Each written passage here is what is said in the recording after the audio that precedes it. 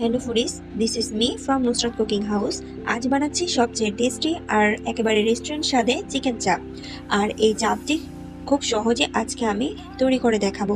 So কথা না বাড়িয়ে let's go to my kitchen and cook. Chicken চাপ বানানোর জন্য আমি আজকে মুরগির লেগ পিসটি ব্যবহার করছি। এখানে আমি একটি মুরগির দুটো লেগ পিস নিয়েছি। মুরগির লেগ পিস থেকে আমি মুরগির হাড়গুলো একটি ছুরির সাহায্যে সেপারেট করে নিচ্ছি।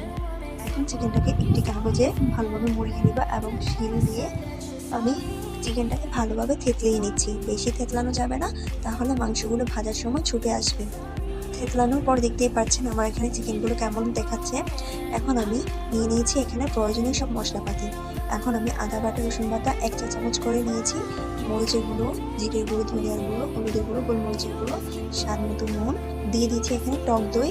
এখন আমি সবগুলো উপকরণ একসাথে করে নিলাম। সয়া সস দিয়ে দিয়েছি 1 চা চামচ। এখন আমি সবগুলো মশলাপাতি একসাথে করে নেব নেড়ে চেড়ে।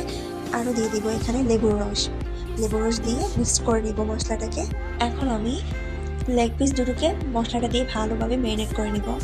ম্যারিনেট করার পর আমি 1 ঘন্টার জন্য রেস্টে রেখে দিব। 1 ঘন্টা রেস্টে রাখার পর আমি চিকেনগুলো ফ্রাই করে নিব। চাপটাকে ফ্রাই করতে কড়াইতে তেল দিয়ে দিয়েছি। আর চাপটাকে শ্যালো ফ্রাই করতে হয়। সবার প্রথমে হাই হিটে 1 মিনিট করে চাপগুলোকে দুই পাশে ফ্রাই করে নিব, যাতে চিকেনের দুই পাশে বাইরের যে লেয়ার আছে সেটা সিল হয়ে যায়, আর চিকেন ভেতরে যে মশলাটা আছে সেটা আর বেরোতে পারবে না, ফলে চিকেনটা বেশ জুসি হবে। তো আপনারা দেখতেই পাচ্ছেন এখানে আমার চিকেনগুলো ফ্রাই করা কমপ্লিট।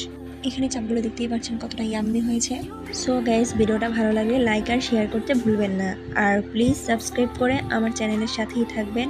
সবাই অনেক বেশি ভালো থাকবেন। Take care.